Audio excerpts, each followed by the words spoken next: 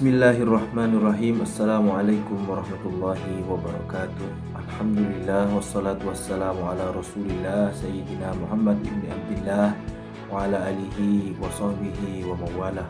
Subhanaka la ilma lana illa ma 'allamtana innaka antal alimul hakim.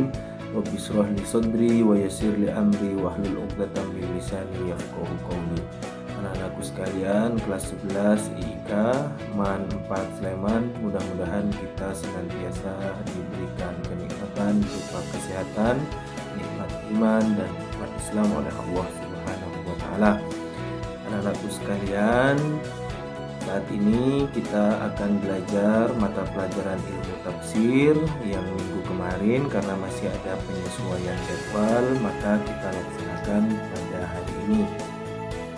Anak-anakku sekalian, sebelum kita belajar, marilah kita berdoa terlebih dahulu agar apa yang kita pelajari dapat bermanfaat dan menjadikan kebaikan agar bermanfaat kelak di yaumil akhir. Bismillahirrahmanirrahim. Raditu billahi robba wa bil islami dina wa bi Muhammadin nabiyya wa rasulah. Rabbi zidna ilma warzuqna fahma, amin ya rabbal alamin. Anak-anakku sekalian, baik, kita mulai pada pelajaran kali ini, yakni analisis konseptual ayat Makkiyah dan Madaniyah, mata pelajaran ilmu tafsir kelas 11 IIK program keagamaan. Baik, ini adalah kompetensi dasar yang akan kalian pelajari satu demi satu menghayati ayat-ayat Makkiyah dan Madaniyah. Kedua, menunjukkan sikap responsif disiplin sebagai implementasi pengetahuan tentang ayat-ayat Makkiyah dan Madaniyah dalam Al-Quran. Dan yang ketiga, menerapkan ayat-ayat Makkiyah dan Madaniyah dalam Al-Quran. Dan yang keempat, menerap secara mandiri ayat-ayat Makkiyah dan Madaniyah dalam Al-Quran. Oke, ini adalah pembahasan yang akan kita kaji pada kesempatan kali ini. Ada 4, tapi pada kesempatan kali ini kita akan membahas 2 poin ini saja terlebih dahulu. Setelah itu kita akan membahas yang ketiga dan keempat pertemuan selanjutnya. Anak-anakku sekalian yang dimuliakan Allah, sebelum kalian beranjak pada definisi, kalian silahkan mempersiapkan alat tulis untuk merangkum apa yang akan kita pelajari pada kesempatan kali ini. Rangkuman kalian nanti akan silahkan diupload di link yang sudah saya sediakan di description box. Oke, kita mulai. Yang pertama dari definisi. Berdasarkan waktu turunnya ayat atau surah. Jadi ayat Makkiyah dan Madaniyah dilihat dari waktu turunnya. Jadi Makkiyah adalah ayat atau surah yang turun sebelum hijrah, meskipun turunnya di luar Mekah. Jadi jika berdasarkan waktu, patokannya adalah hijrah. Ini kalau Makkiyah sebelum hijrah, Madaniyah sebaliknya, yaitu setelah hijrah meskipun turunnya di luar Madinah. Jadi meskipun turunnya di luar Mekah, maksudnya apa? Jika turun di Thaif, turun di Arafah dan sekitarnya, jika dia sebelum hijrah, maka dia termasuk ayat Makkiyah. Sedangkan ayat Madaniyah adalah ayat yang atau surah yang turun setelah hijrah meskipun turunnya di luar Madinah. Nah, ini adalah salah satu contoh. Al-yaum a'udzubillahi minasyaitonirrajim. Bismillahirrahmanirrahim. Al-yauma akmaltu lakum dinakum wa atmamtu 'alaikum nikmati wa raditu lakumul Islam madina. Pada hari ini akmaltu lakum dinakum, aku cukupkan, aku lengkapkan kepada kalian dinakum, agama kalian. Wa atmamtu 'alaikum nikmati, dan telah aku sempurnakan kepada kalian nikmatku. Wa raditu lakumul Islam madinah, dan aku telah meridhoi kepada kalian Islam sebagai agama. Jadi ini adalah surah Al-Maidah turunnya pada saat Haji Wada. Di mana pelaksanaan Haji Wada? Tentunya di Mekah dan sekitarnya. Maka kenapa ayat ini disebut surah Madaniyah? Karena dia turun setelah hijrah, meskipun turunnya itu di luar Madinah. Jadi pemahaman definisi ayat Makkiyah dan Madaniyah adalah berdasarkan waktu turunnya adalah ini. Dan contohnya adalah ayat Al-Maidah ayat ketiga, surah Al-Maidah ayat ketiga ini. Saya rasa jelas berdasarkan waktu turunnya ayat atau surah Makkiyah dan Madaniyah, berarti artinya yang sudah kita sebutkan tadi. Ya. Oke, sekarang yang kedua, berdasarkan tempat turunnya ayat atau surah. Makkiyah adalah ayat atau surah yang turun di Mekah dan sekitarnya seperti Mina, Arafah, Hudaybiyah. Sedangkan Madaniyah adalah ayat atau surah yang turun di Madinah dan sekitarnya seperti Uhud, Quba, dan Sila. Tapi pengertian ini tidak bisa kita jadikan patokan karena ada ayat Al-Quran yang turun di Baitul Maqdis. Nah, Baitul Maqdis itu di sekitar mana? Bukan di Mekah, bukan di Madinah. Tidak juga di sekitar Mekah dan tidak di sekitar Madinah, tapi jauh di negara Palestina sana, jauh dari Saudi Arabia. Maka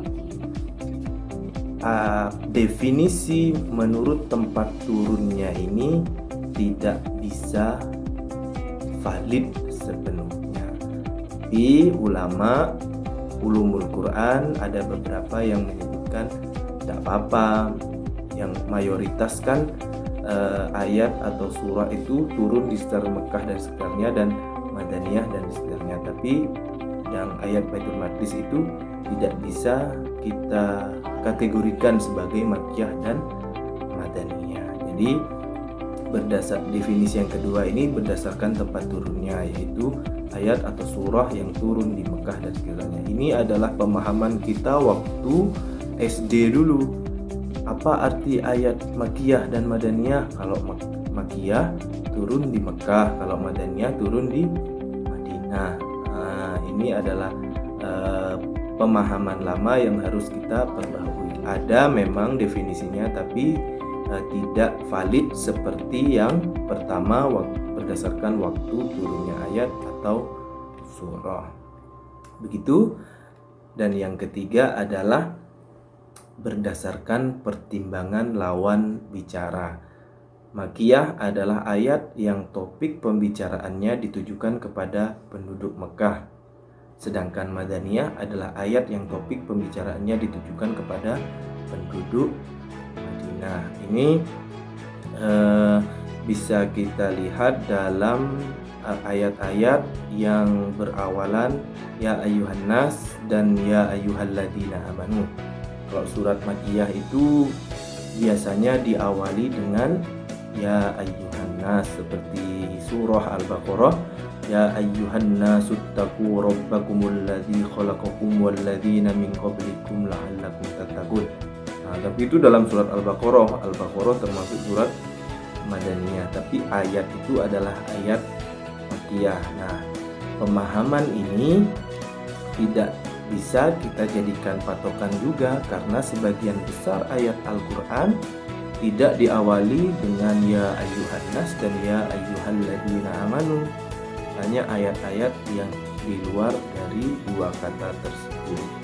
Jadi berdasarkan dari tiga definisi ini, berdasarkan waktu turunnya adalah definisi yang paling tepat menurut jumhur ulama ulumul Quran. Jadi kalau kita dapati ayat Makkiyah dan Madaniyah, biasanya ulama itu berpatokan pada berdasarkan waktu turunnya ayat atau surah, ya ini patokannya adalah momen hijrah yang dilaksanakan oleh Rasulullah dari Mekah ke Madinah. Dari 3 definisi ini kita tahu, kita cukup menjadi pengetahuan saja, tapi jika dijadikan pertimbangan dalam menulis atau yang lain-lain, kita pakai berdasarkan waktu turunnya ayat atau surah.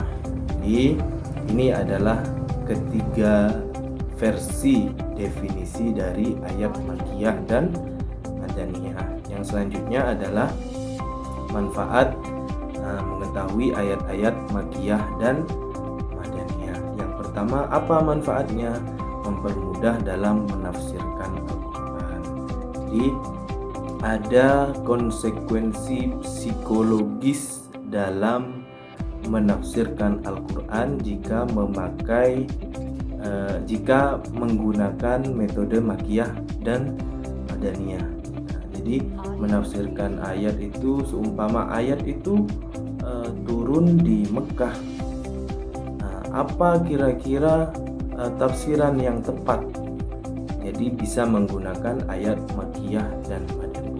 Kalau di Mekah waktu dulu itu ada tekanan, gangguan dari orang kafir.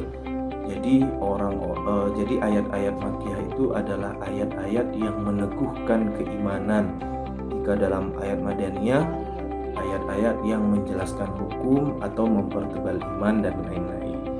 Jadi itu mempermudah dalam menafsirkan Al-Quran jika kita mengetahui mana ayat Makkiyah dan mana ayat Madaniyah. Yang kedua adalah mendalami metode-metode Al-Quran dan memanfaatkannya dalam metode dakwah. Jadi metode Al-Quran itu salah satunya adalah mewahyukannya itu Makkiyah dan Madaniyah dan memanfaatkannya dalam metode dakwah. Bagaimana cara memanfaatkannya dalam metode dakwah? Jadi di Mekah dulu, bagaimana keadaan lingkungan Rasulullah dulu?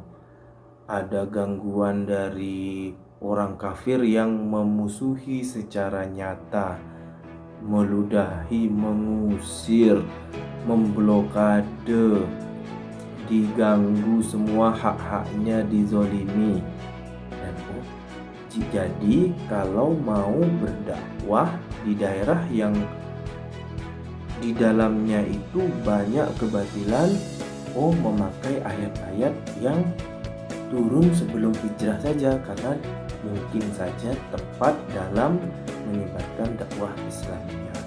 Jika berdakwah dalam lingkungan yang semua sudah beriman, semua sudah pergi ke masjid, semua sudah tertib dalam beribadah, berarti dakwahnya memakai ayat-ayat yang turun di Madinah. Bagaimana mengetahui secara dalam hukum, hudud dan lain sebagainya. Bagaimana membina keluarga secara Islami, bagaimana itu menggunakan ayat-ayat dari yang turun dalam kategori Madaniyah. Jadi banyak manfaat yang kita dapatkan setelah kita memahami ayat-ayat Makkiyah dan Madaniyah. Dan yang ketiga adalah mengetahui sirah nabawiyah di sela ayat-ayat Al-Quran. Jadi ada kisah, di ayat ini asbabun nuzulnya apa ya, turun di mana ya. Jadi ada kisah itu. Jadi kita bisa mengetahui sejarah bagaimana turunnya Al-Quran, kapan diturunnya Al-Quran itu, Rasulullah sedang apa, Rasulullah sedang di mana, Rasulullah sedang bersama siapa. Jadi